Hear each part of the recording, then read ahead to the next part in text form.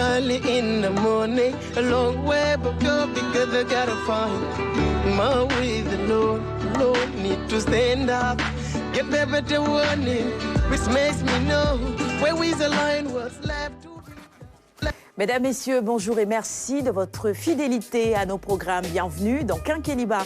C'est le deuxième numéro de cette semaine et vous le savez, je suis très heureuse de vous retrouver, de vous accompagner jusqu'à 8h. Dans un petit moment, vous retrouverez en plateau l'équipe. On est mardi, nous parlerons donc littérature avec Radi. La chronique e-administration est à suivre également. Elle vous sera présentée par Hassan Sine. Nous aurons deux invités ce matin et dans un petit moment, Alioune Badarakan vous présentera les profils de nos invités de ce deuxième numéro de la semaine. Mais sachez déjà que nous aborderons des sujets qui vont forcément vous intéresser et donc nous attendons vos réactions et commentaires sur nos différentes plateformes digitales et notamment sur la page Facebook RTS. Le magazine ne serait pas complet sans nos chroniques habituelles, celle du coach Tandara, la gym, les prévisions du jour, bulletin météo avec nos partenaires de la Nassim et bien sûr, après 7h30, le bulletin d'info de votre matinale. Le sommaire est tout à fait complet maintenant. Bon matin à tous en notre compagnie. Voici pour vous les prévisions, le bulletin météo local. On se retrouve dans un petit moment en plateau pour la suite. Bon début de journée à toutes et à tous. Et à tout de suite.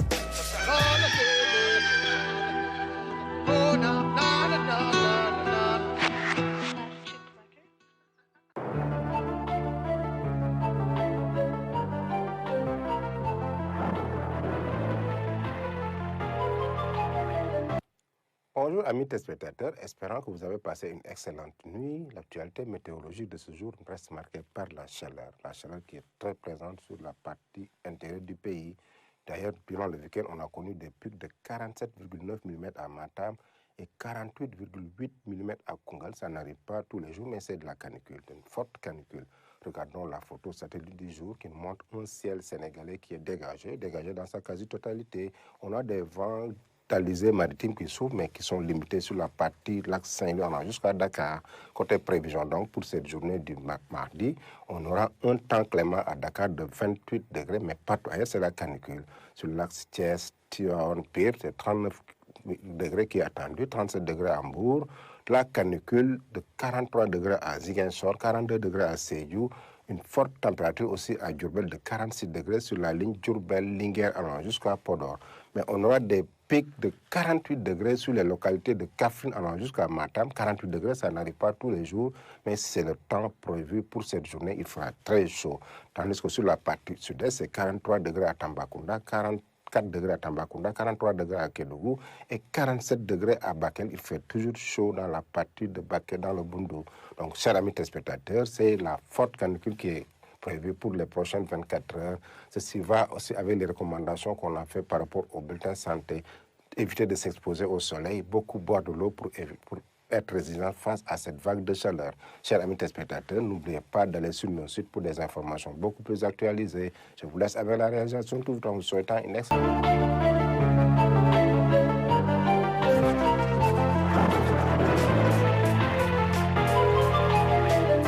C'était le bulletin météo du jour. Il est exactement 6h35. Bienvenue chez nous. Restez avec nous. On enchaîne avec la capsule du coach Tandara. C'est l'heure de la gym sur votre matinale. Dans un moment, toute l'équipe s'installe en plateau pour vous. À tout de suite.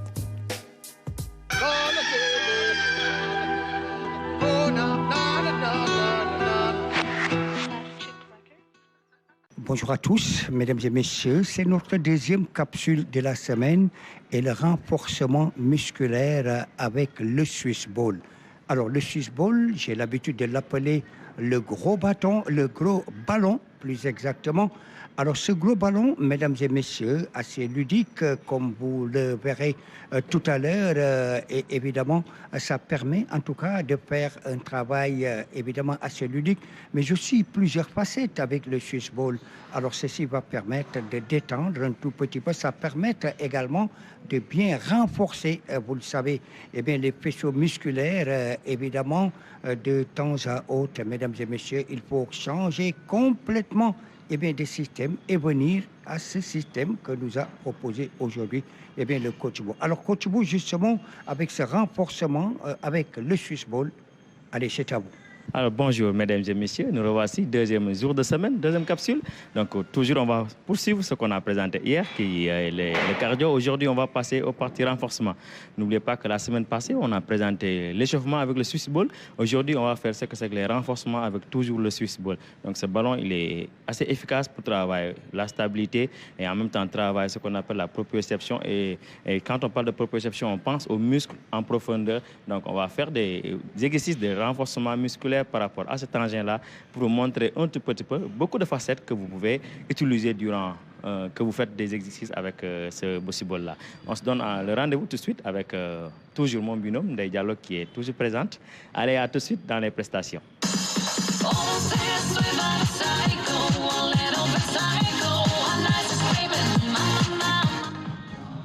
Allez, le renforcement musculaire avec le Swiss Ball.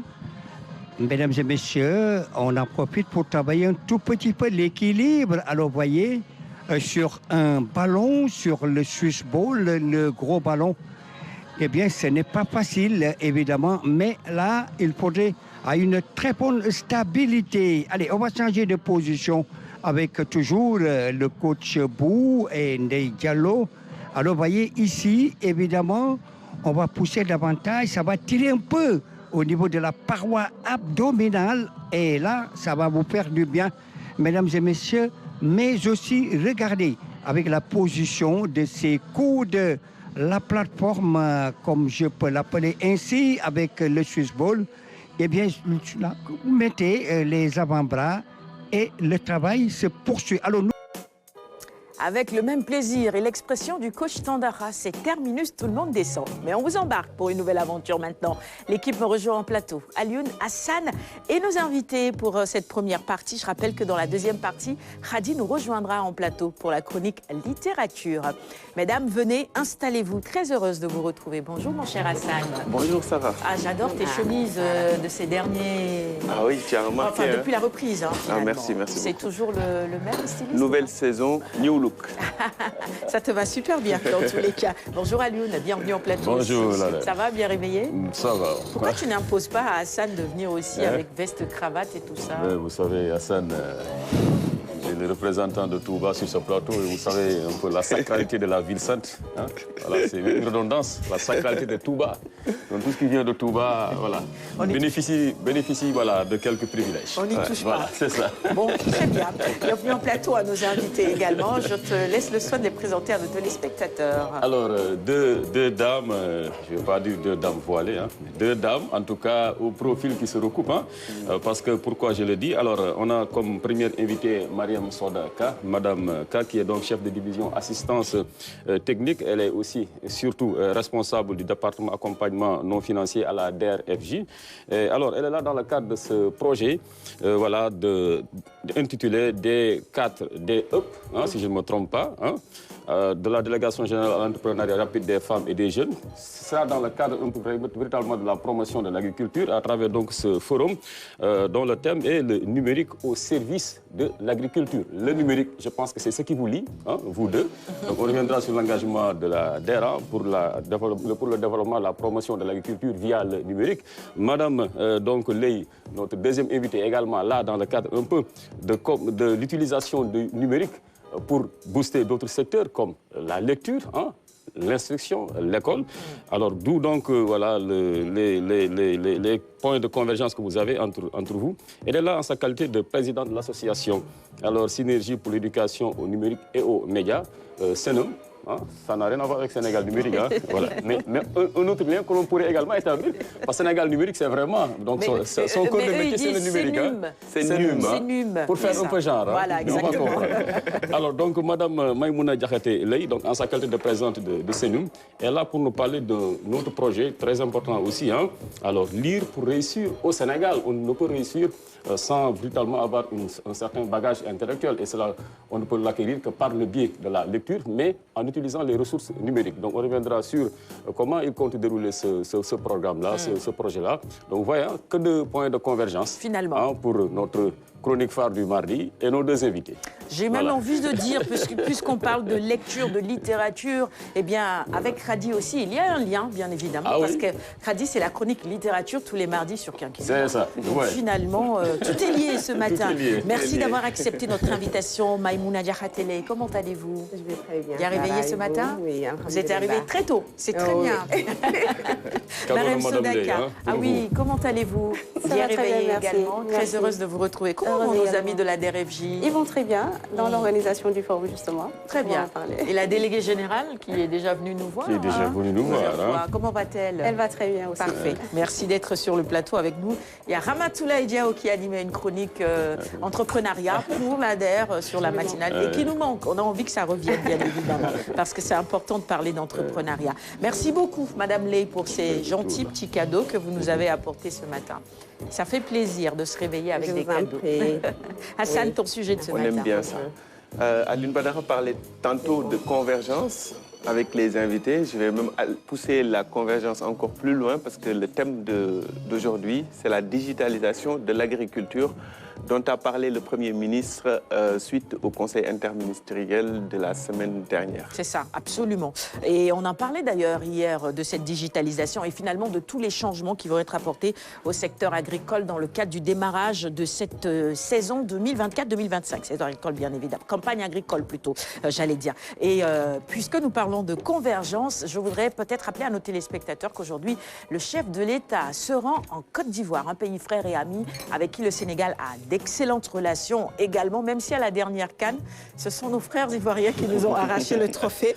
Et là, on est encore traumatisés par ce souvenir-là. Mais bon, qu'est-ce qu'on va dire? On leur a fait la teranga ou ils nous ont... Je vois que tu te débrouilles chaque semaine pour parler de cette canne-là.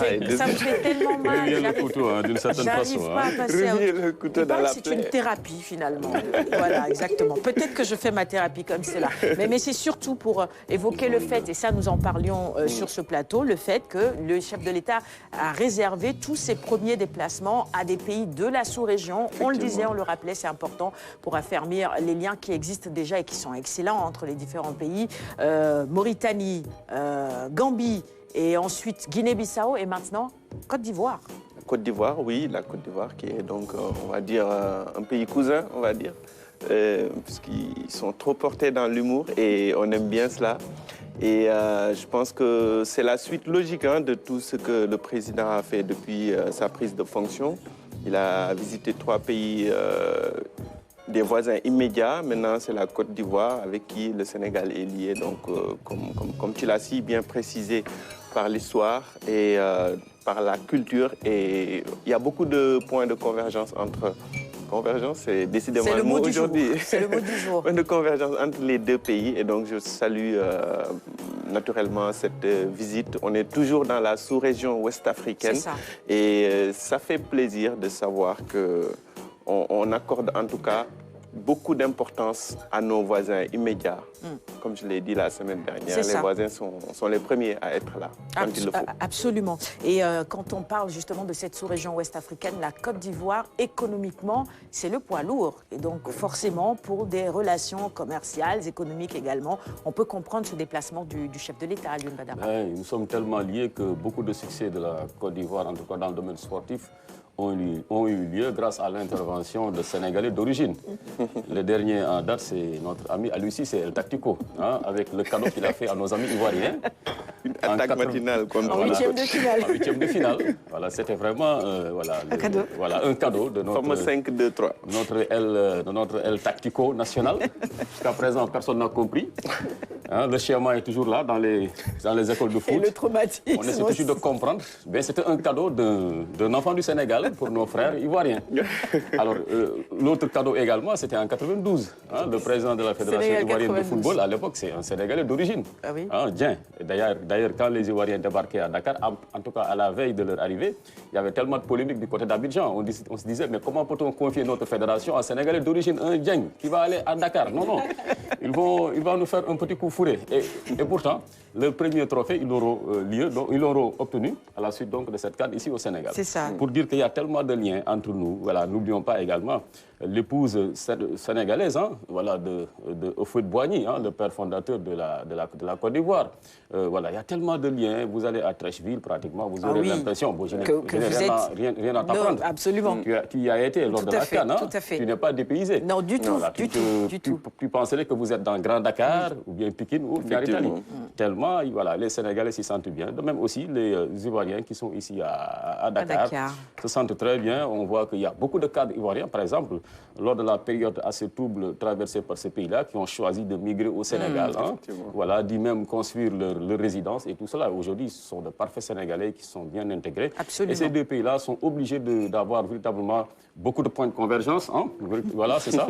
Donc, je vais suivre un peu la tendance parce qu'ils sont un peu considérés comme étant les locomotives, hein, voilà, de la zone UEMOA. Tout à fait. La Côte d'Ivoire, à elle seule, c'est pratiquement 40% de notre masse monétaire, de notre économie. Après, sur le Sénégal, bien sûr.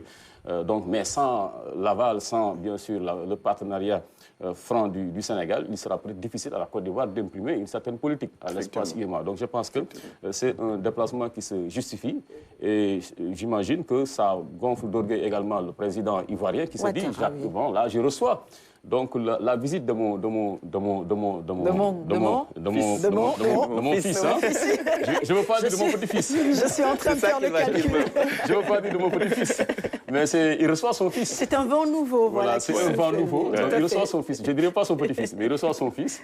Et ça, c'est une bonne chose. C'est une belle image qui, véritablement, permet davantage de nous ancrer dans nos valeurs. Le droit d'aînesse. Hein. Il aurait pu peut-être attendre un peu, on ne sait jamais. Peut-être que Alassane Ouattara puisse envisager le déplacement à Dakar dans son calendrier, dans son agenda diplomatique. Mais il a fait le premier pas. Sous et cet ça, vraiment, cela honore le Sénégal. Vraiment, tout à fait d'accord. Quelque chose à magnifier. Oui, le droit d'aînesse, on peut le voir dans ce sens également. Au lieu d'attendre qu'Alassane Ouattara vienne ici, il se déplace. Alassane Ouattara est l'aîné de notre président. Voilà. Je conclue par là. Les Ivoiriens aiment beaucoup les Sénégalais. Mais je vous assure que lorsqu'on a perdu ce match de 8e de finale, aïe, aïe, aïe, c'était difficile. Ils ont l'humour tellement facile et ils ont toujours ce petit mot qui permet évidemment d'égayer les journées. Alors, bonne journée à tous nos frères ivoiriens ce matin. Peut-être très rapidement laisser nos invités commenter ces déplacements du chef de l'État dans les différents pays voisins finalement. Parce que la Côte d'Ivoire, je crois que c'est son 4e déplacement, si je compte bien, dans la sous-région. C'est ça. Allez-y, Madame K. Oui, mais c'est important, dans le cadre de ses fonctions, pour un chef de l'État, de faire ces visites-là. Ça renforce les liens et ça permet de se projeter, de construire des relations solides et de trouver des points d'axe de collaboration dans le cadre des politiques entre ces pays-là. Très bien. C'est important. Maïmouna Diarra-Télé ? Oui, je trouve que c'est très stratégique et justement le fait qu'il ait commencé, comme l'a dit tout à l'heure monsieur, par le voisinage immédiat, c'est extrêmement important, d'autant plus que voilà, il est nouveau dans la fonction, donc ça lui permet de nouer des relations solides, diplomatiques et économiques avec nos voisins immédiats, avant maintenant d'aller, comme disait Senghor, s'enraciner avant de s'ouvrir. Je pense que c'est une bonne option. Merci beaucoup pour ces commentaires ce matin. Et vous pouvez évidemment suivre les temps forts du déplacement du chef de l'État en Côte d'Ivoire dans différentes éditions d'information. La Côte d'Ivoire, elle est également renommée pour sa gastronomie, le fameux attiéké qu'on aime, poisson braisé. Mais au-delà, il y a aussi les alocos. Alors, je ne sais pas, Tafatine a séjourné pendant 3 mois en Côte d'Ivoire. Et quand j'ai vu les images sur les réseaux sociaux, je me suis dit, est-ce que ce sont de vraies images? Est-ce qu'il est vraiment comme ça ou ce sont des images truquées? Qu'est-ce que nos frères ivoiriens ont bien pu lui donner? Ça, c'était lors du face-à-face, signature de contrat finalement avec Balaguer. On attend ce combat. Mais regardez les images. Il est vraiment comme ça? Je croyais qu'à un certain âge, on ne grandit plus. Oui, mais là... je suis étonnée. Non, à un moment, je me suis dit, il est monté sur, je ne sais pas... Non, ça, c'est Tafatine. Mais qu'est-ce que nos amis ivoiriens lui ont donné à manger? Là, il est obligé de lever la tête pour le voir. Oui, mais regardez Malik Tchandoum à côté. Et il n'est pas petite taille, Malik. Donc, là non plus, mais... On a longtemps parlé de B52, mais là, Non, c'est lui le vrai B52. C'est il n'a pas hésité carrément son surnom dans l'arène. Hein. On ne l'appelle pas le géant du Baol pour rien. Non, mais il n'était pas comme ça. Ah non, Tapha Tine, voilà, en tout cas, même avant son départ pour la Côte d'Ivoire, il était le lutteur le plus, en tout cas, le plus longiligne. Et ayant vraiment la masse la plus imposante dans l'arène, ce qui fait que beaucoup ont refusé son cachet. Hein.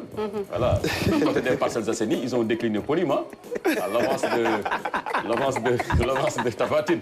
Et comme Balla aussi, Balla c'est normal, c'est un gorgorou qui se refait une santé financière, il a été obligé de prendre. Mais c'est que Balla, il est resté fidèle à sa ligne aussi. Il a toujours dit I don't care. Donc, mais là, Hassan, il est très sportif, Balla Gaye. Ça fait peur quand même, non? Ça fait peur. Mais bon, la masse ne détermine pas forcément la victoire, parce que c'est une question de technique aussi, non? Parfois quand même. Si Bombardier a fait des miracles dans l'arène, c'est, je pense, grâce en partie en tout cas à sa masse. Mais comme tu l'as dit, il y a parfois des exceptions, parce qu'on a vu un Balla BI2 qui a terrassé à 2 reprises Bombardier, alors que la différence était comme entre Tapha Tine et Balla Gaye. Hein. Donc je pense que... Mais B52 a perdu aussi d'autres combats, malgré ça. Je n'arrive pas à trouver de circonstances atténuantes pour Balla Gaye. Je ne vois absolument pas comment il va faire pour terrasser Tapha Tine.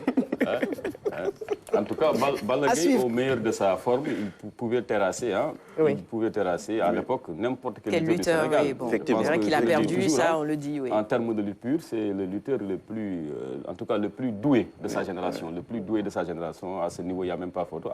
En un certain moment, il avait fini de faire même le vide autour de lui. Effectivement. Mais ce qui s'est passé, c'est qu'il y a une mauvaise gestion de sa carrière également. Bon, je ne vais pas entrer dans les détails, mais un sportif aussi se doit d'avoir une certaine hygiène de vie. Voilà, de se faire entourer de professionnels. C'est ce qu'il n'a pas su faire à un moment extrêmement important de sa carrière, d'où aujourd'hui ses contre-performances qui ne cessent de s'amonceler. Et c'est vraiment un gâchis, hein, un énorme gâchis, parce que Balla Gaye, quand même, qui aujourd'hui fait office d'outsider dans un combat, ça veut dire qu'il a beaucoup régressé. Mais ça pourrait être aussi une perche, ça pourrait être le rebond espéré pour lui, mais ça va être très compliqué.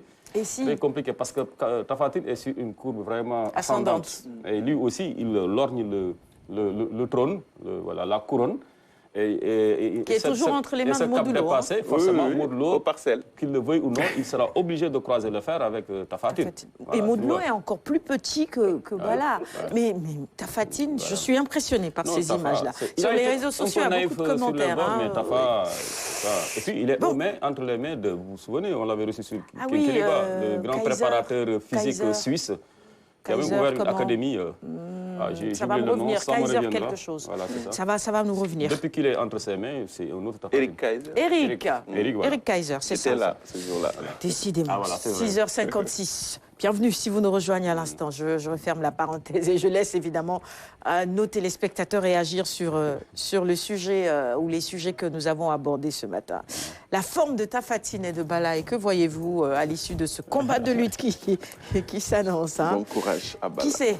Bon courage à Balla Gaye, c'est ça? Oui. Et à Tapha Tine aussi. Bon, allez, on va avancer sur le conducteur. Il reste un lion en Balla, on ne sait jamais. Hein. Sur un combat, il peut faire encore un miracle. Son courage est louable. Moi, j'aimerais bien savoir ce que Tapha Tine a mangé en Côte d'Ivoire. Moi, je reste là-bas. On avance, on va passer à la chronique et administration avec Hassan Sine. On va parler de digitalisation dans le secteur de l'agriculture. Et est-ce que j'ai le jingle? Juste après ceci, je pense bien.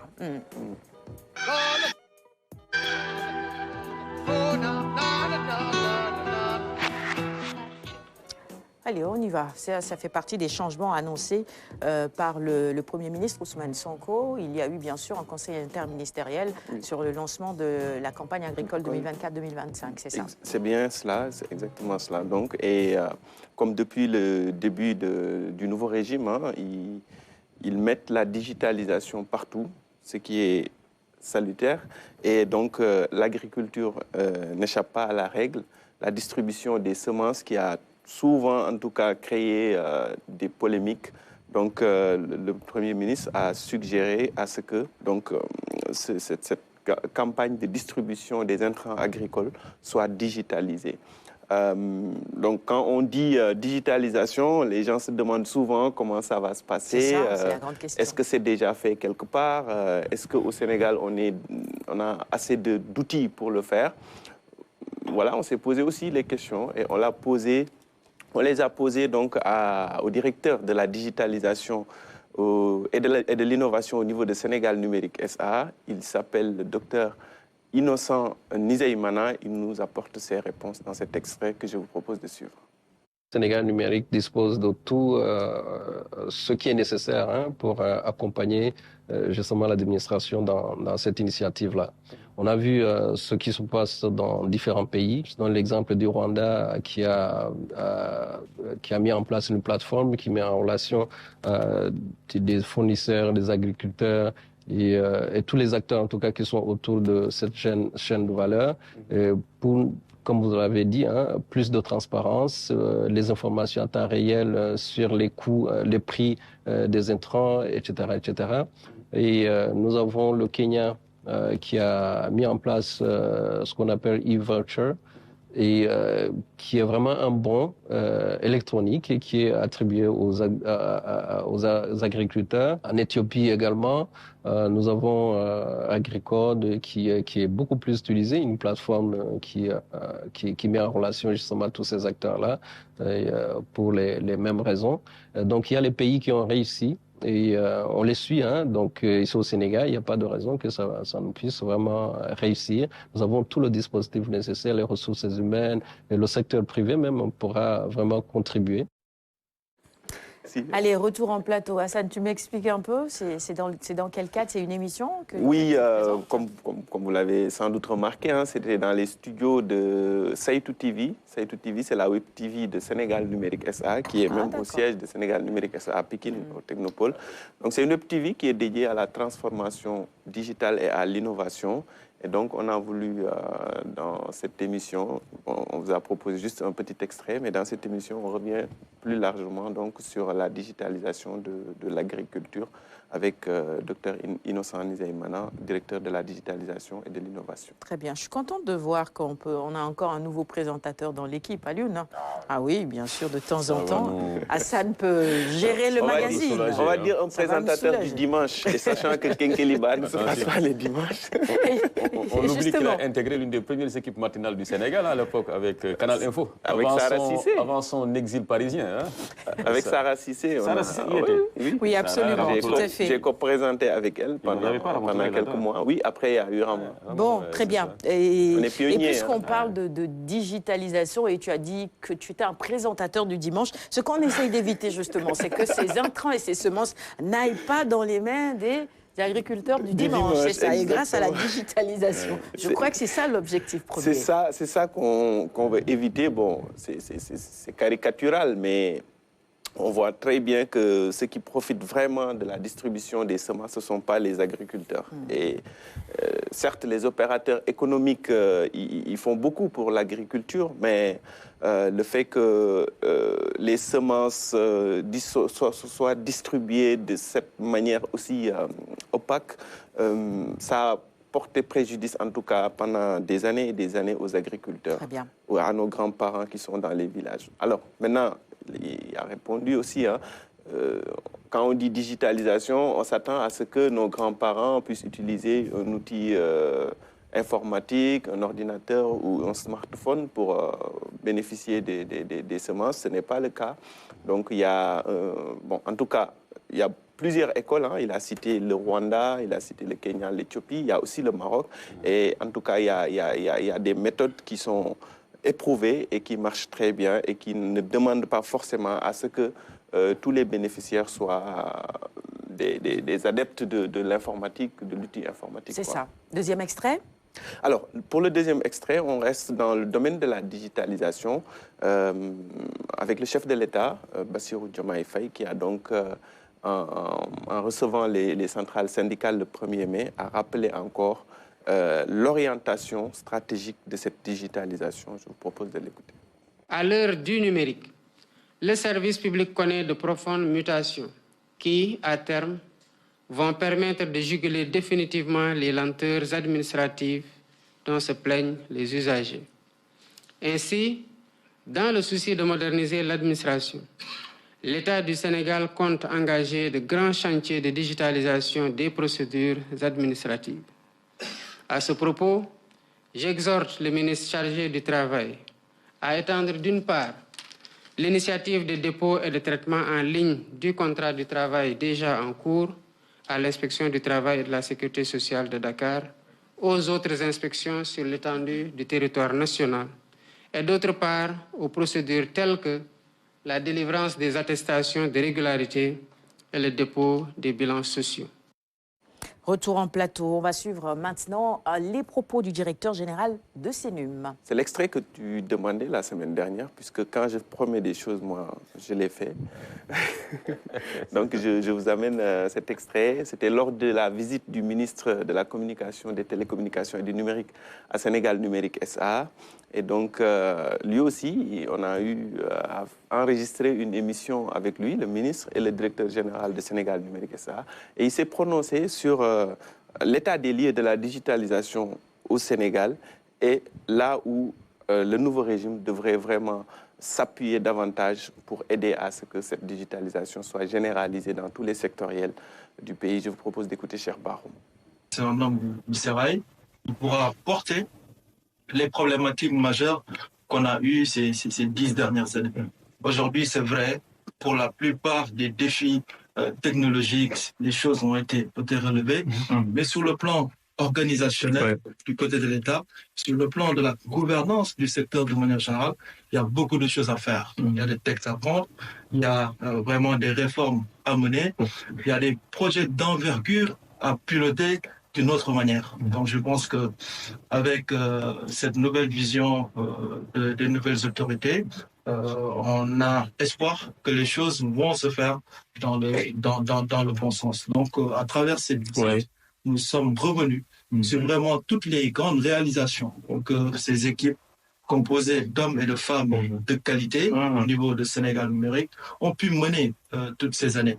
Je pense que le Sénégal a beaucoup investi dans des infrastructures numériques et je pense qu'à ce niveau-là, nous n'avons rien à envier aux grands pays de ce monde parce qu'il est rare de voir un État de disposer de son infrastructure dans toute l'étendue du territoire qu'on maîtrise de bout en bout, d'avoir des infrastructures d'hébergement, d'avoir un personnel de qualité qui peut vraiment gérer toutes ces infrastructures et vraiment piloter la transformation digitale à partir de l'intérieur.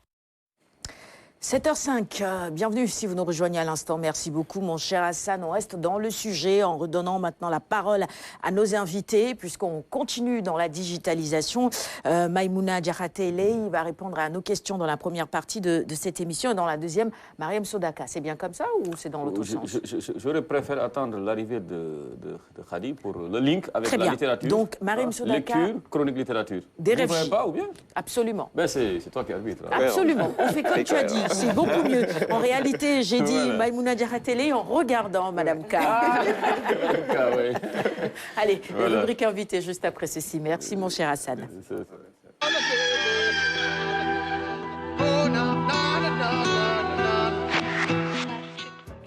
Elle est chef de division assistance technique et responsable du département accompagnement non financier à la DRFJ. Et elle est sur le plateau avec nous ce matin, Mariam Sodaka. Merci encore une fois d'avoir accepté notre invitation. Allez. Alors, la DER qui est dans la réflexion pour également voir comment accompagner l'agriculture via le numérique, mais vous êtes beaucoup plus dans l'action directe immédiate, hein, d'où d'ailleurs votre appellation, l'entrepreneuriat rapide des femmes hein, et des jeunes. Mais aujourd'hui, vous êtes donc dans cette réflexion-là pour voir comment certainement accompagner donc ceux-là qui sont dans le secteur au premier névralgique, importantissime, qu'est l'agriculture, mais par le canal du numérique. Pourquoi le numérique? Quelle importance revêt-il à vos yeux, vous de la DER, Madame K? Le numérique est un secteur qui regorge d'importantes opportunités, il faut le dire. Et aujourd'hui, on parle du numérique au service des secteurs traditionnels, comme pour dire que c'est un levier de croissance et de développement économique dans pratiquement tous les pays. Donc c'est tout bonnement c'est tout naturellement que l'ADER se positionne comme acteur avec ses partenaires pour développer des actions dans le sens de renforcer ces secteurs.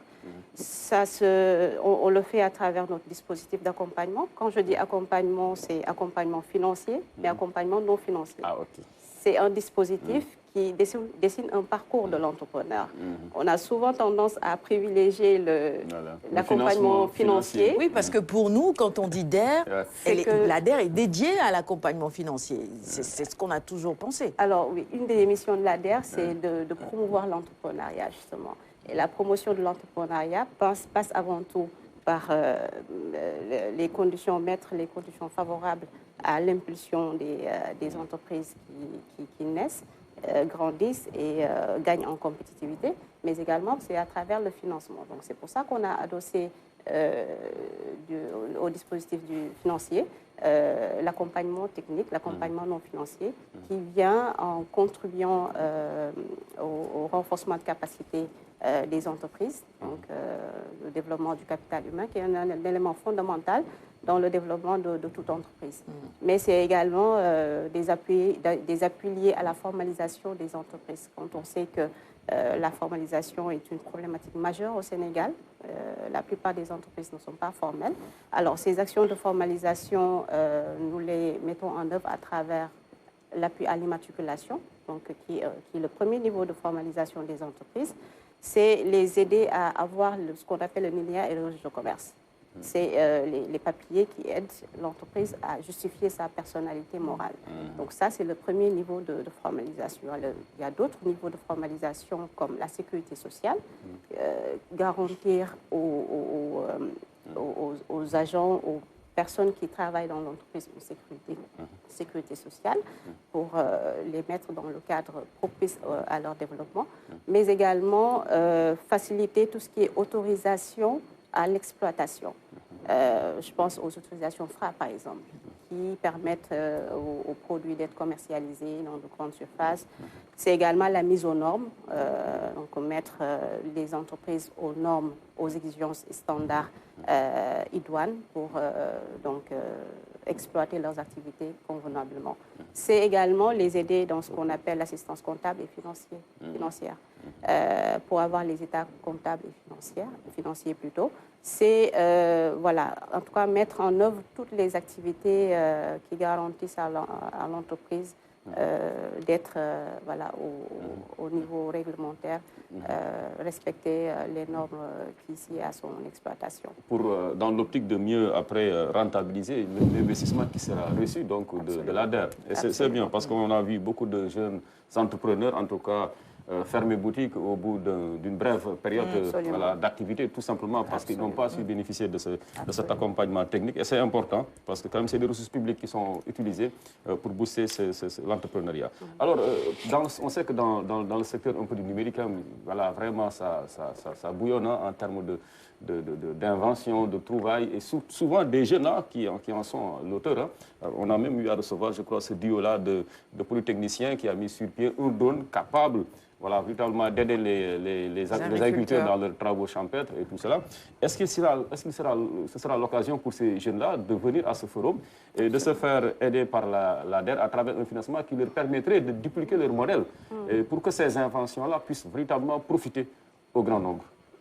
Absolument, ils peuvent venir, mais je me permettrai de rappeler un peu le contexte de l'organisation du forum, qui rentre dans le cadre d'un programme qui s'appelle DIFO-DIEB, donc Digitalisation for Development, donc un développement axé sur la digitalisation. Tout à l'heure, j'ai dit DICAT, hein? DICAT, donc bon. Mais DIFO. Je l'ai francisé, c'est bien. Voilà. Donc c'est un programme initié par l'Union européenne, donc financé par l'Union européenne et exécuté par Luxdev, qui nous a choisi comme bras opérationnel. Donc un programme axé sur l'assistance technique. Ce n'est pas un programme de financement, mais c'est un programme d'assistance technique qui vise 3 résultats majeurs. À travers le renforcement des capacités de 50 entreprises agricoles, sur les domaines du marketing digital, le e-commerce, comment distribuer, comment vendre son produit à travers les outils digitaux. C'est également leur mettre à leur disposition des outils qui leur permettraient de mieux gérer leur process de production et de distribution. C'est également organiser une immersion au Luxembourg pour une dizaine d'entreprises, donc 14 exactement, pour qu'ils puissent s'inspirer des bonnes pratiques qui se font à l'international et capitaliser cette expérience-là dans le cadre de leurs activités. Le deuxième niveau de résultat, c'est accompagner techniquement les startups. Donc, ces startups agritech, plus précisément, donc on parle de numérique au service de l'agriculture. Voilà. Donc, ils seront incubés et accélérés pour davantage gagner en compétences. Et le troisième niveau de résultat, c'est organiser un événement de mise en relation, de réseautage. Et c'est dans ce cadre spécifique que s'inscrit ce forum, axé sur le numérique au service de l'agriculture, qui a commencé aujourd'hui, qui va commencer aujourd'hui, sur 2 jours, donc jusqu'à demain, au Radisson. Okay. Voilà. Quand vous dites réseautage, c'est mettre ces jeunes inventeurs en relation avec de potentiels, j'allais dire, bailleurs. Absolument, de potentiels bailleurs, mais également avec leurs pairs, que ce soit des entreprises locales qui ont gagné une certaine maturité, que ce soit également des entreprises à l'international. En réalité, dans le cadre de ce forum, nous attendons des invités qui nous viennent de Luxembourg. Nous attendons également des invités des startups qui nous viennent du Burkina et du Bénin. Et ils sont là spécifiquement pour participer à ces échanges, collaborer, en tout cas trouver des axes de collaboration avec les entreprises que nous accompagnons et réfléchir surtout, parce que 2 jours pour réfléchir sur des problématiques majeures liées au numérique, au service de l'agriculture. Donc c'est ça principalement les objectifs de ce forum. Okay. Hassan, l'importance du numérique. Hein? C'est bien cela. Hein? J'ai bien aimé le terme qu'il a utilisé, que j'essaie de faire la promotion, pour ne pas dire la propagande de cet usage agritech. Ici sur le plateau, mais bon, ça prend pas encore. Donc, vous avez parlé d'une 50aine d'entreprises, de start-up dans l'agriculture qu'on appelle donc les agritech. Est-ce que dans ces entreprises-là, il y en a qui pourraient, par exemple, répondre à l'enjeu du moment, c'est-à-dire la distribution des semences auprès des agriculteurs? Parce que je sais qu'ils développent pas mal d'applications allant dans ce sens-là. Il en existe. En réalité, les 50 ont reçu un tronc commun sur la formation axée au marketing digital. Et sur les 50, on a repéré 10 entreprises à fort potentiel de croissance qui ont développé des solutions, des produits vraiment aptes à être vendus sur le marché, dont les semences. Et vous pouvez venir, vous pouvez constater vous-même qu'il y a une exposition d'ailleurs de ces 10 avec leurs produits et tout l'ensemble. Et par ailleurs, dans le cadre de l'accompagnement, nous les avons renforcés en capacité, mais également nous les avons accompagnés sur le packaging, en présentant leurs produits de façon que ça soit attrayant, plus de visibilité dans le cadre de leur marketing. Et de retour du Luxembourg, le suivi sera assuré pour que ces jeunes-là puissent également répondre à vos attentes et mériter toute cette attention-là de l'ADER.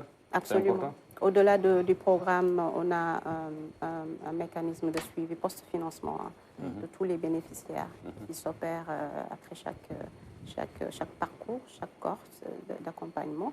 Et ça me permet de capitaliser sur l'expérience, évaluer ce qu'on a eu à leur proposer et surtout les écouter, avoir leur retour par rapport à notre offre de service. Ça nous permet de mieux orienter notre démarche en fonction des besoins.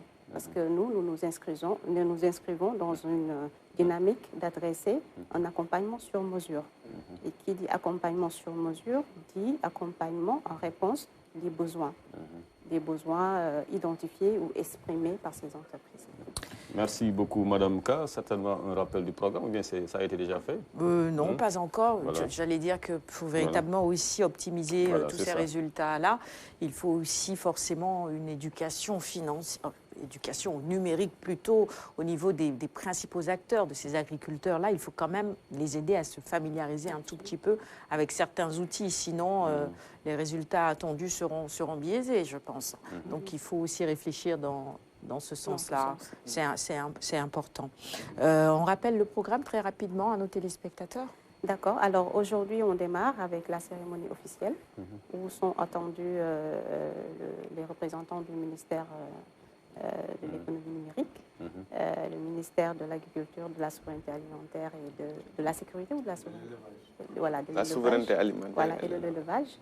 Et le représentant de la coopération luxembourgeoise. Il y a également, comme je l'ai dit, une exposition de nos bénéficiaires avec une session de pitch pour présenter leurs projets, leurs produits. Très bien.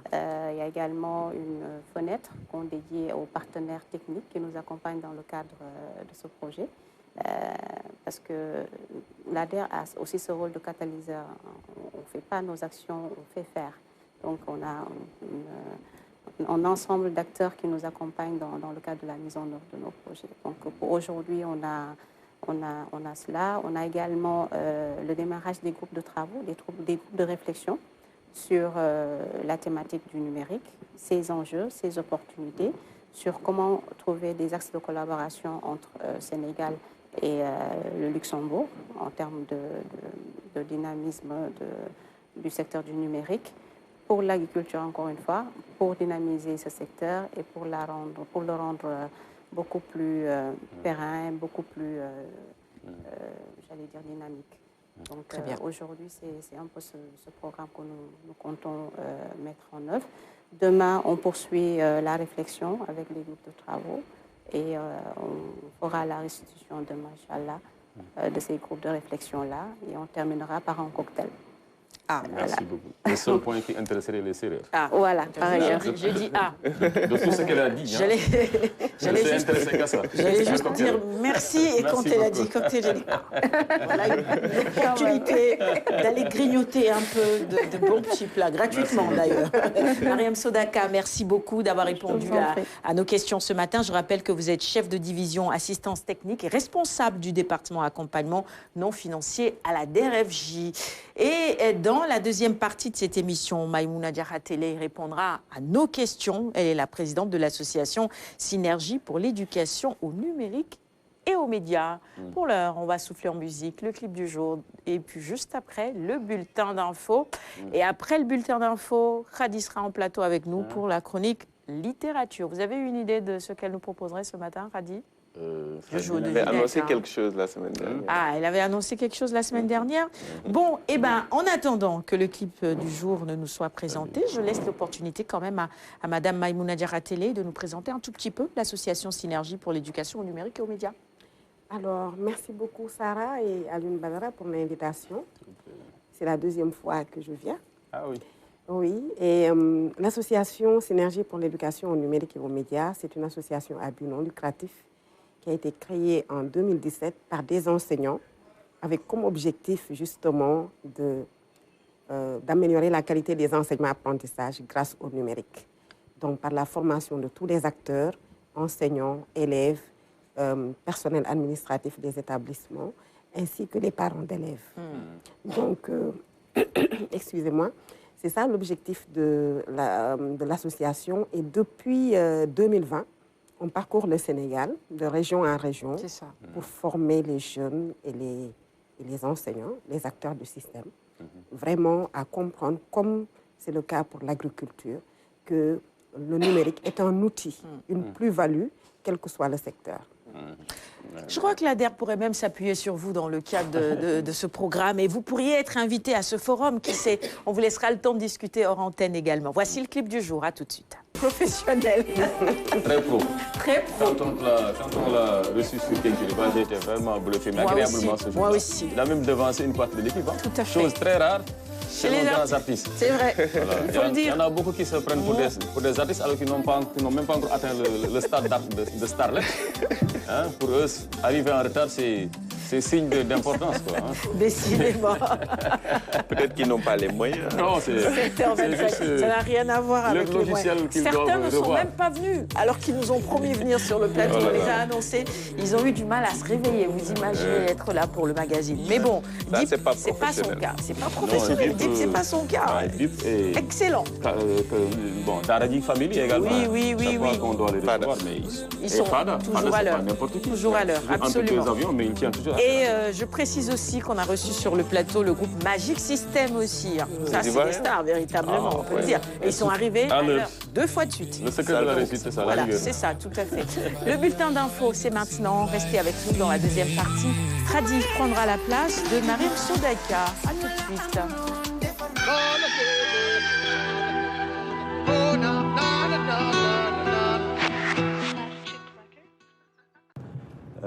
Alhamdulillah, I'm very happy today. This is my official visit to Senegal. J'ai eu beaucoup de plaisir à effectuer ma première visite officielle au Sénégal. Je viens de Banjul où j'ai assisté au sommet de l'OCI.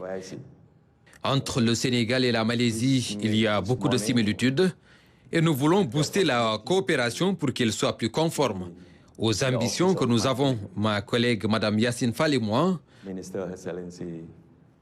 Au cours de cette audience avec le président Bassirou Diomaye Faye, j'ai tenu d'abord à le féliciter à mon nom propre et au nom du peuple malaisien pour sa brillante élection dès le premier tour. Nous avons également fait le tour d'horizon de notre coopération. Les échanges ont porté sur les secteurs prioritaires dans lesquels nous pouvons renforcer notre coopération bilatérale. Pour ce faire, j'ai invité mon homologue Mme Yassine Fall pour une visite de travail à Kuala Lumpur. Laquelle visite nous permettra de passer en revue notre coopération et de signer éventuellement des accords de partenariat dans les domaines, entre autres, de l'éducation et de l'économie. Nous serons également ravis de recevoir le président Bassirou Diomaye Faye en Malaisie et cette visite d'amitié et de travail pourrait se faire dès l'année prochaine. To Malaysia, maybe next year. Anticiper et gérer la question des inondations. Le Comité national de gestion est ainsi à l'œuvre. Selon les prévisions du CILS, Comité inter-État de lutte contre la sécheresse au Sahel, l'année 2024 s'annonce pluvieuse. En effet, des cumuls pluviométriques supérieurs aux moyennes à équivalent sont attendus sur les périodes juin-juillet-août et juillet-août-septembre 2024 dans les bandes agricoles au Sénégal. En outre, des dates de début de saison normale à précoce sont prévues sur la façade de l'Atlantique couvrant le Sénégal. Autant de facteurs qui expliquent la présence de tous les acteurs impliqués dans la gestion des inondations. Une gestion inclusive et participative des inondations, de la gestion des inondations, pour moi, c'est essentiel. Et récemment, j'ai reçu un quartier de Kermassar, le quartier Amdala, qui fait 7000 habitants, un quartier dans lequel un bassin a été entamé en 2019 et jusqu'à présent qui n'a pas été achevé. Donc c'est une doléance que je viens de poser ici. Notre point de vue, ou bien le point de vue de la commune, comme je peux le dire, était tout simple parce qu'on a vécu deux hivernages actuellement depuis qu'on est maire. Donc on a eu un peu d'expérience par rapport à ça. La première chose qu'on a faite, c'est de faire en sorte que l'eau qui se trouve dans le bassin, parce que le bassin il est exigu, il est petit par rapport à la capacité de la ville. La ville évacue énormément d'eau, donc nous souhaiterons que ce bassin soit élargi. Une concertation multi-acteurs autour de l'État fondée sur l'anticipation pour trouver des solutions durables aux inondations. Notre mission, c'est d'anticiper, d'essayer d'apporter des réponses en attendant de trouver des solutions plus structurantes. Et c'est à cela que le gouvernement veut aller, plutôt qu'à chaque année de revenir sur les mêmes problèmes pour essayer de gérer au quotidien, au jour le jour, d'avoir des solutions beaucoup plus structurantes, beaucoup plus durables. Et c'est sous une approche qui va mutualiser le travail des acteurs, qui va beaucoup fonder notre démarche sur la concertation, sur l'inclusion et le décloisonnement. Ici, c'est une concertation multi-acteurs où nous avons dit que tous les acteurs, tout le monde peut avoir des solutions, l'État peut mobiliser ses moyens, les collectivités locales aussi leurs solutions et leurs moyens, et les acteurs à la base venir aussi pour donner des contributions. Le réchauffement climatique et l'urbanisation anarchique, entre autres facteurs, concourent à intensifier les difficultés liées aux inondations. Le gouvernement du Sénégal se tient prêt et agit de manière continue pour maîtriser, voire éradiquer les dégâts liés aux fortes pluies, grâce notamment à une approche communautaire. Comment soutenir l'entrepreneuriat des jeunes est la question centrale de ce forum intitulé Dialogue structuré. L'atelier a réuni entrepreneurs, membres de la plateforme de la société civile et l'Union européenne. Il s'agit de trouver des réponses aux problématiques qui entravent les activités entrepreneuriales au Sénégal. Ceci permet franchement réellement de voir quelles sont comment reconsidérer ou bien mieux prendre en charge ces priorités de jeunesse qui n'ont pas changé entre les deux élections, les deux régimes. C'est une priorité d'emploi, c'est une priorité d'employabilité, c'est une priorité d'engagement citoyen et des formations professionnelles et d'insertion socio-professionnelle. Et ces priorités-là, on va ensemble, en tant que partenaires, l'Union européenne et tous ses États membres, de voir comment articuler tout cela au niveau maintenant du processus de formulation de ce nouvel référentiel politique au Sénégal. 4 thématiques sont abordées dans les groupes d'échange afin d'identifier les besoins réels et les mécanismes adéquats à l'accompagnement des jeunes entrepreneurs. Une démarche inclusive saluée par les participants. Je salue la démarche de l'ambassade de l'Union européenne, autant pour moi, pour cette démarche inclusive. Car aujourd'hui, en fait, c'est nous les jeunes qui représentons en fait la plus grosse frange de cette population, et nous avons besoin de nous faire entendre. Et donc aujourd'hui, on espère en fait qu'à travers ce dialogue, des solutions pourraient être apportées, non seulement à travers le Sénégal, à travers l'État du Sénégal, mais aussi à travers les États partenaires bailleurs qui sont présents aujourd'hui lors de ce dialogue, pour pouvoir trouver des solutions pérennes à ces problèmes. Au total, 10 ambassadeurs d'États membres de l'Union européenne ont pris part à cette rencontre avec les entrepreneurs de la Casamance et du pays. Le profil de ces jeunes est très diversifié. Ils sont pour la plupart dans le secteur agricole ou dans l'informel. J'ai vu beaucoup d'énergie, beaucoup de courage de jeunes qui ont monté leur entreprise, qui n'attendent d'ailleurs pas un soutien des partenaires pour pouvoir agir, qui agissent par eux-mêmes, pour eux-mêmes, parce qu'ils ont des bonnes idées. Des partenaires comme l'Union européenne essayent simplement d'accompagner cette énergie, essayent d'accompagner cette innovation et ces idées, que ce soit au niveau de la société civile ou des grandes politiques publiques qui sont émises par le gouvernement. Cette session de Sédhiou est le deuxième du genre, après celui d'octobre dernier. Cette journée scientifique se veut une plateforme dynamique pour la discussion, l'apprentissage et l'innovation dans la lutte contre les maladies infectieuses et les troubles gynécologiques au Sénégal et dans le monde. Professeurs de différentes spécialités médicales, chercheurs, praticiens et étudiants se sont retrouvés au service des maladies infectieuses et tropicales de Fann pour échanger sur des défis majeurs relatifs à la santé publique. Parler des infections sexuellement transmissibles ne doit pas faire penser qu'on parle juste d'infections génitales. C'est des infections génitales, mais avec d'autres répercussions. On ne peut pas parler d'infections sexuellement transmissibles au Sénégal sans mentionner l'infection par le VIH. On sait que beaucoup d'efforts ont été faits. La prévalence est passée de 0,7% à 0,3%. Mais elle reste élevée dans certains groupes de population. Par exemple, la prévalence est au moins 90 fois plus élevée chez les homosexuels. Presque un homme ayant des rapports sexuels sur 2 à Dakar est infecté par le VIH.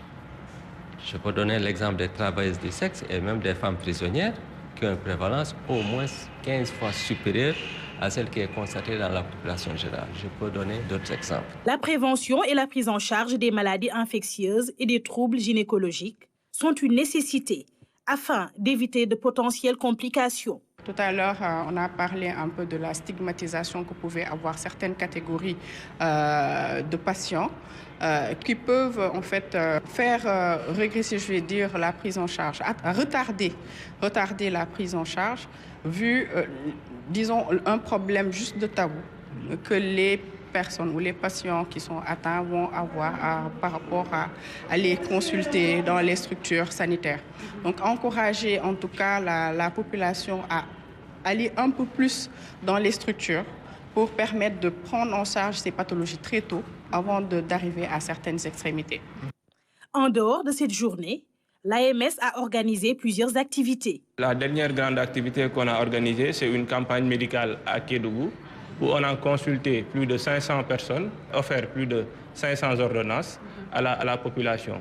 On organise également des activités communautaires comme les distributions de Ndogu, récemment à l'hôpital Fan, au service de gériatrie. Créée il y a un an par des étudiants en médecine, l'AMS regroupe des spécialistes dans tous les domaines de la santé. Cette journée marque aussi l'adhésion des différentes écoles de médecine de Dakar à l'AMS. Retour en plateau, c'était le bulletin d'info. Bon matin, merci de nous choisir et merci à ceux qui nous ont écrit sur les réseaux sociaux. Ablaïfal qui regardait cette émission et qui a écrit ceci. Bonjour à l'équipe, c'est très passionnant mais je dois aller travailler. Bonne continuation. Merci beaucoup, ne soyez surtout pas en retard. Samba Guissé nous regarde ce matin et pour Madiam Diakhaté, il a un mot gentil, une femme numérique éducative ambulante. C'est comme cela qu'il vous décrit. Et puis Soda Guédramé au rendez-vous également ce matin. Bonjour à l'équipe. Sarah Hassan a raison, tu parles tout le temps de notre mésaventure en Côte d'Ivoire. Je suis traumatisée. Je ne peux pas oublier, ça me fait tellement mal. Bonne journée à Diatou, à Lissène également, à Santou Toussaint qui nous suit ce matin, à Ablaï Keïta. On poursuit le magazine avec Khadi qui nous a rejoint entre-temps en plateau. Chronique littérature. Bonjour ma chère Khadi. Bonjour Sarah. Comment vas-tu ce matin? Très bien, bien réveillée. Alors, de quoi nous parleras-tu ce matin? Alors aujourd'hui, on va parler donc d'un ouvrage qui s'intitule Merci maman et c'est de Sorna Amimo. Alors c'est une jeune fille de 16 ans. Elle fait la classe de 3e pour dire qu'aux âmes bien nées, la valeur n'attend point le nombre des années. Depuis son enfance, elle est atteinte d'une maladie handicapante, la scoliose. Malgré cela, elle a confiance en elle et elle dégage une très grande force intérieure. Donc pour dire que c'est dans l'adversité qu'on devient plus fort. Heureusement, elle peut compter sur une relation la relation infrangible avec sa mère. Et justement, dans cet ouvrage autobiographique de 50 pages paru aux éditions Baobab, elle rend hommage à sa maman. Alors justement, je vous propose de découvrir cette jeune auteure. Regardons.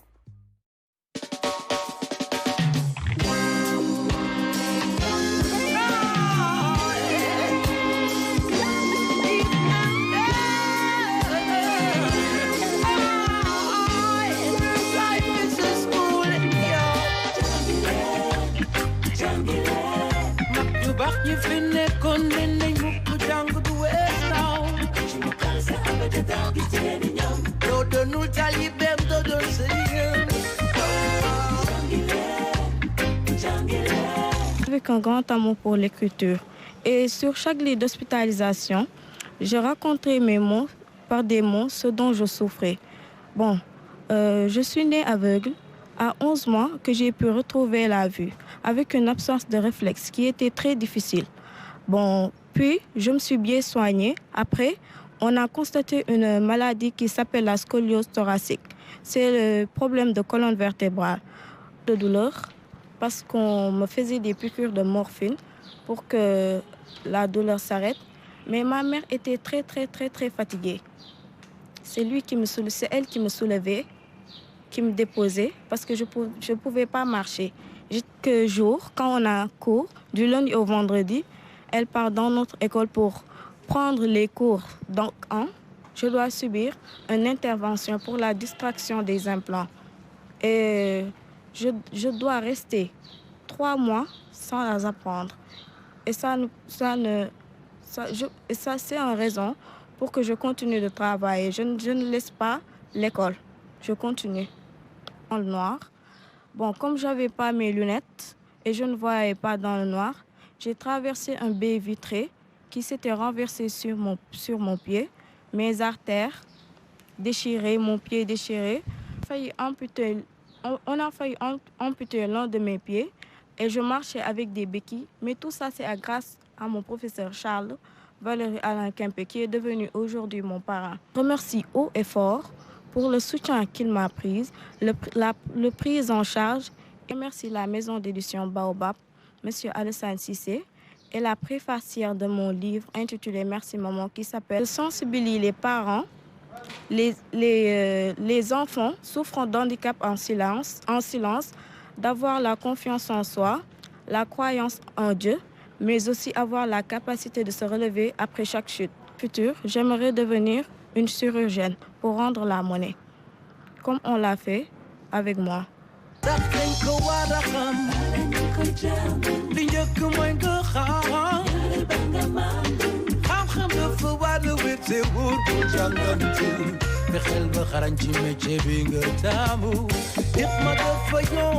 Des histoires comme celle de la jeune Sokhna Amimbo méritent d'être racontées et je salue justement sa résilience malgré les situations difficiles qu'elle a eu à traverser. Oui, c'est une histoire très triste, mais heureusement, elle a le soutien d'un médecin, professeur Charles Valéry Alain Campé, le meilleur chirurgien de l'Afrique, comme elle l'a si bien dit, son sauveur.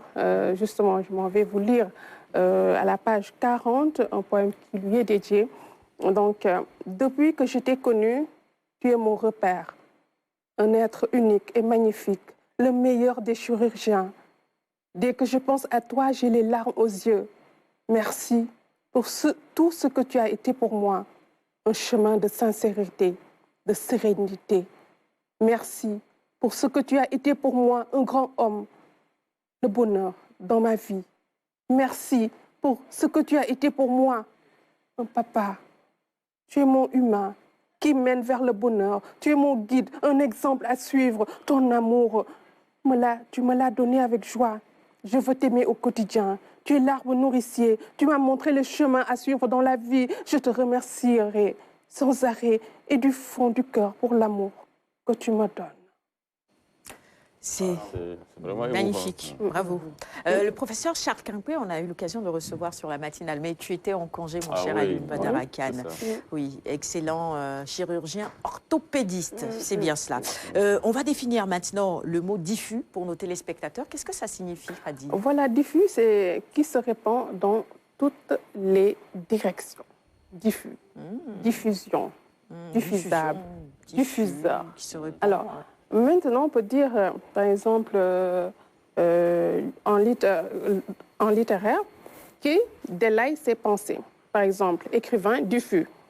Tout ce qu'il dit, tout ce qu'il écrit est presque incompréhensible à force d'être diffus. Un écrivain diffus, donc, bien un style diffus. Quelqu'un donc, qui parle avec trop d'abondance, langage diffus, sans ordre. Voilà, donc l'adverbe c'est diffusément, le verbe c'est diffuser, le nom c'est diffuseur, diffusion, adjectif diffusible également, susceptible donc de diffuser, gaz diffusible.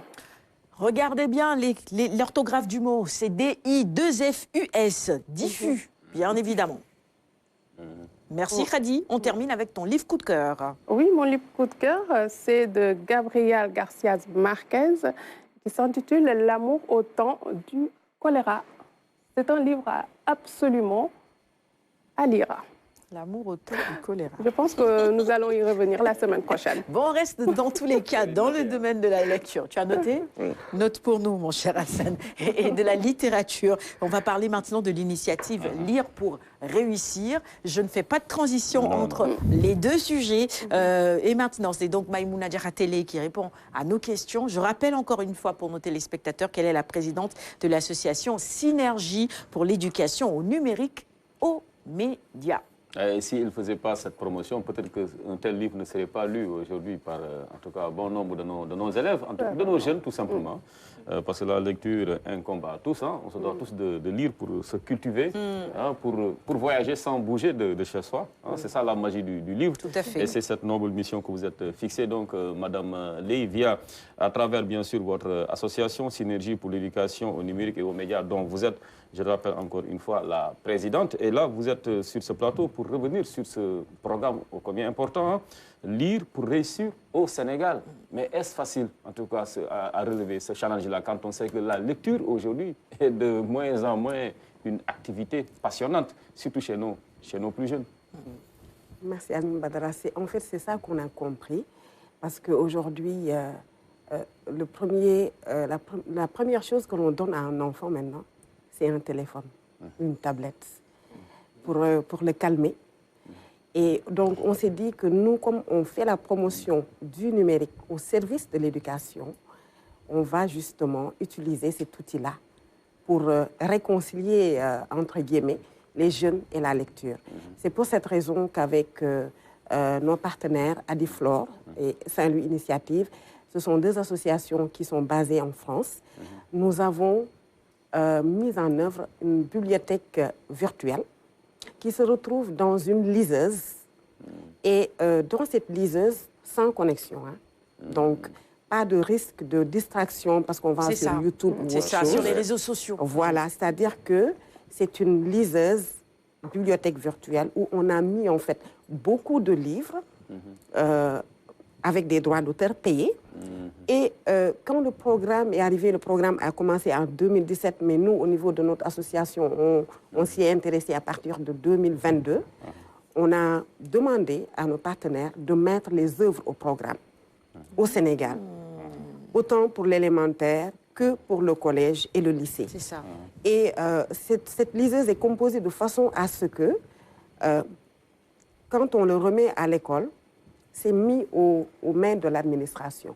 Un peu comme les bibliothèques qu'on avait à l'époque, en format papier. C'est ça. Et ça circule en fait entre les classes. Donc c'est à tour de rôle qu'ils se le passent.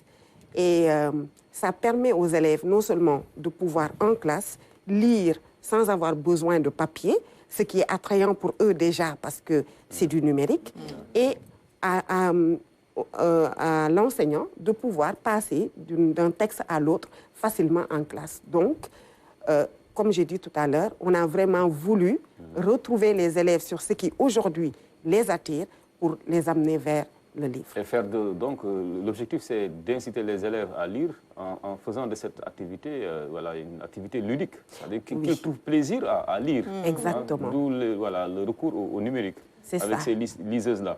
Mais est-ce qu'il ne faudrait pas en distribuer davantage, qu'on ait plus de liseuses à travers nos écoles? Mais ça dépendra certainement de la disponibilité, surtout également des moyens de vos partenaires à l'étranger. Quels sont les objectifs? Vous tablez sur quel objectif? Quel nombre d'écoles, d'écoliers comptez-vous toucher? Alors, pour le moment, nous sommes à 300 élèves avec 500 liseuses distribuées pour 10 écoles. Okay. On a démarré par Dakar avec 6 écoles élémentaires et 3 collèges. Et cette année, on a élargi vers Rufisque et Mbour, donc dans la région de Thiès. Et ce qu'on souhaite, c'est aller vers au moins 5000 jeunes qui puissent disposer de ces liseuses-là. Et dans ce cadre-là, nous avons l'appui, en tout cas pour la fête du livre que nous allons organiser demain, de l'Institut français de Paris et des ressources éducatives libres, Lire pour apprendre. En plus d'autres partenaires qui aujourd'hui, avec Adiflore notamment, et Saint-Louis Initiative, nous donnent l'opportunité de recevoir ces liseuses. Mais ce que nous voulons vraiment, c'est que ces liseuses soient présentes. Un peu partout dans ce pays. Oui. Est-ce que vous vendez? Non, ce n'est pas vendu. C'est offert gratuitement aux écoles. On forme les enseignants sur comment l'utiliser parce qu'il y a l'espace enseignant, il y a l'espace élève. Il y a la possibilité de faire des exercices pour les élèves, de lire d'autres œuvres s'ils le veulent, etc. Et c'est modulé selon les niveaux élémentaires, collège et lycée. Est-ce que le ministère de l'Éducation nationale vous accompagne dans cette initiative? Parce que je pense qu'on parle d'élèves, on parle d'écoles, ça devrait être votre premier partenaire. Et même le ministère de la Jeunesse, parce que je vois par exemple dans cet agenda qu'il y a beaucoup de messages destinés à la jeunesse sénégalaise sur vraiment les dérives du net, comment utiliser de façon saine Internet et tout cela. Donc vous devez avoir beaucoup de partenaires au niveau institutionnel. Vous avez cité ces deux ministères, Sénégal numérique aussi, dans le cadre de sa responsabilité sociale. On a les mêmes acronymes. Voilà, c'est ça. Alors, c'est vrai que nous sommes des enseignants et donc par conséquent des éducateurs. Et on ne peut pas dire on veut que les élèves utilisent le numérique sans pour autant les sensibiliser sur les dangers, mais également les opportunités du numérique. C'est pour cette raison que notre première activité à chaque fois que nous allons dans une région, c'est d'abord de faire une sensibilisation sur l'Internet sécurisé. Et nous sommes accompagnés par l'ONUDC, par la fondation ISOC Internet Society. Pour ce qui est des ministères, de nos institutions, nous n'avons pas d'accompagnement direct avec eux. Même si on a fait tous les courriers nécessaires. Cependant, on peut dire qu'on n'est pas vraiment coupé d'eux, puisque dans nos activités, nous sommes accompagnés par les inspections d'académie. Par exemple, pour cette fête du livre, il y a l'inspection d'académie de Dakar, l'inspection d'académie de Pékin, l'inspection d'académie de Rufisque et l'inspection d'académie de Thiès. Donc, dans nos activités, puisque nous polarisons plusieurs établissements, par exemple, cette année, pour Thiès, on a 50 établissements que nous avons formés sur l'Internet sécurisé, que nous avons également formés sur les outils collaboratifs et pour les enseignants sur l'utilisation de l'intelligence artificielle, l'impression 3D. Forcément, quand on polarise autant d'écoles, on est obligé de passer par l'IA. Donc, on peut dire que de façon déconcentrée, en tout cas au niveau régional, on est quand même en relation avec le ministère. Hassan, bien. Alors j'avais une interpellation également. Et c'est que de plus en plus de parents essayent, à l'inverse, d'emmener les enfants à toucher beaucoup plus du papier et à se séparer de tout ce qui est téléphone, écran.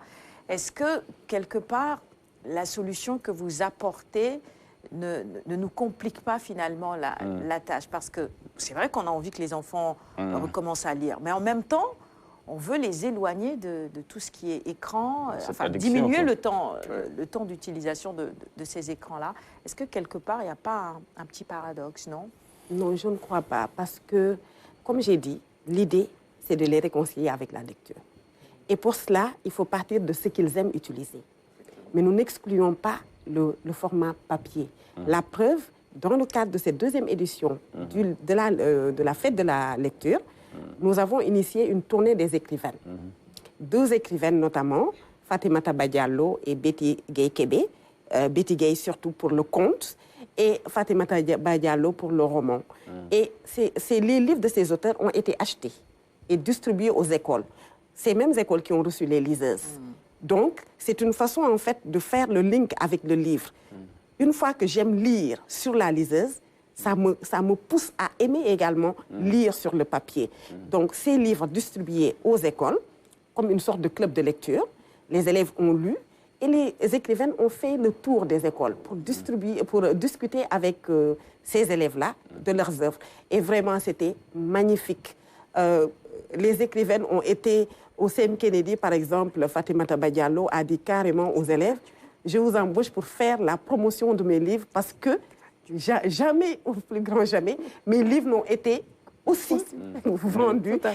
Le marketing était parce que les élèves ont lu, il y a eu un débat et donc on se dit que justement, et c'est pour cette raison que les liseuses, il n'y a pas de connexion. Internet, voilà. Oui, on reste dans le cadre du livre, même s'il n'y a pas de papier. Mais les parents doivent lire aussi. Hein. Mais bien sûr, que les enfants, mais pour inspirer leurs enfants, bien sûr. Et puis, ce n'est pas un mal national, hein, c'est vraiment mondial. Hein. Donc, ce désintérêt pour la lecture, hein, toute la jeunesse mondiale en souffre. Hein. Et pourquoi d'ailleurs catégoriser la jeunesse? Je pense que tout le monde, hein, de moins en moins, il est très rare aujourd'hui de voir quelqu'un, voilà, un adulte, avec un livre. Hein, c'est vraiment rare. C'est des choses même souvent que l'on voit, en fait, qui sont notées sur les réseaux là, tellement les gens sont émerveillés quand tu vois maintenant, voilà, leur semblable lire un livre. Oui. Alors, mais ce modèle-là, est-ce qu'il a réussi quelque part dans un pays, comme l'on pourrait citer des pays phares, qui a pu renverser la tendance grâce à ces liseuses-là, à ce programme-là que vous voulez vraiment implémenter ici au Sénégal?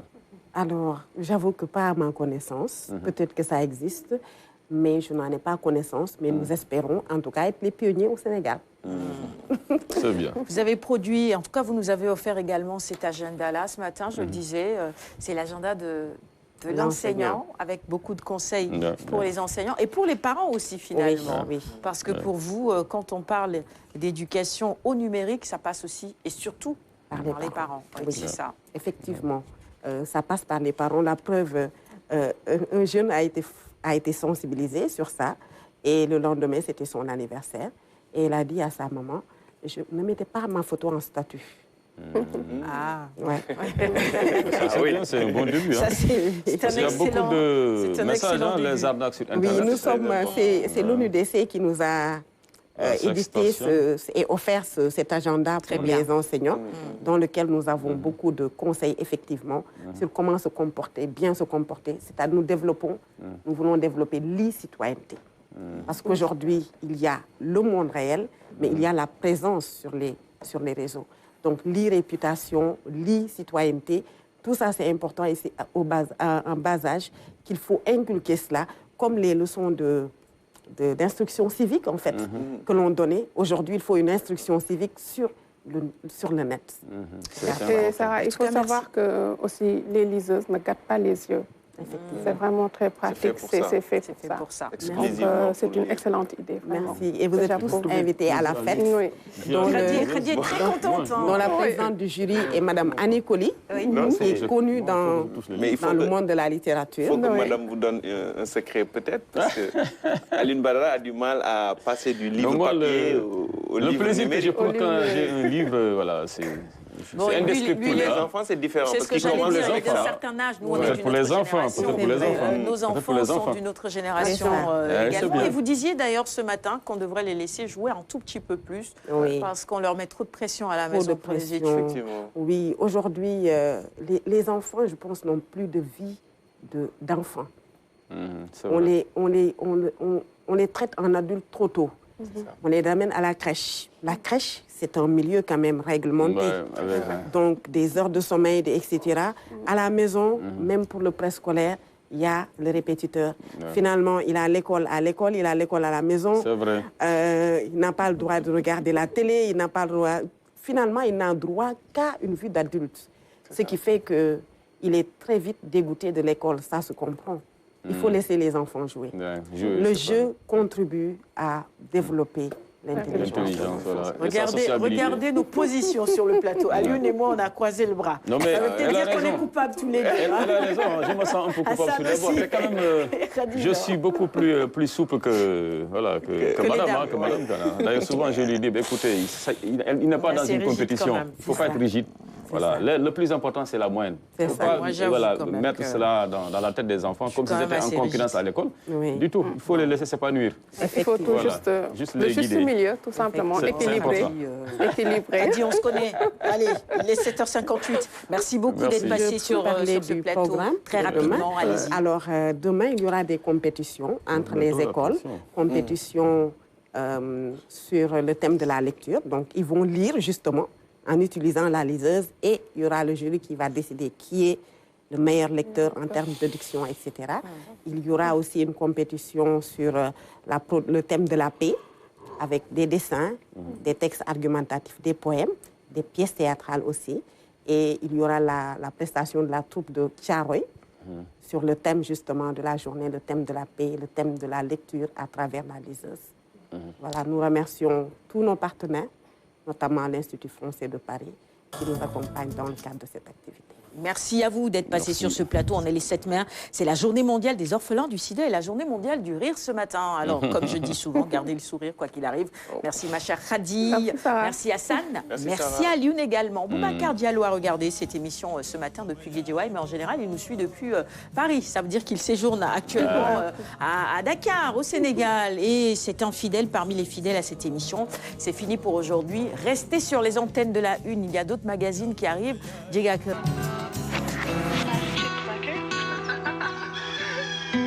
Gotta wake up early in the morning, a long way but go because I gotta find my way. The Lord need to stand up, get better warning, which makes me know where is the line was left to be done. Avec l'application PMU Sénégal de la LONASE, jouer au PMU reste une affaire de grand.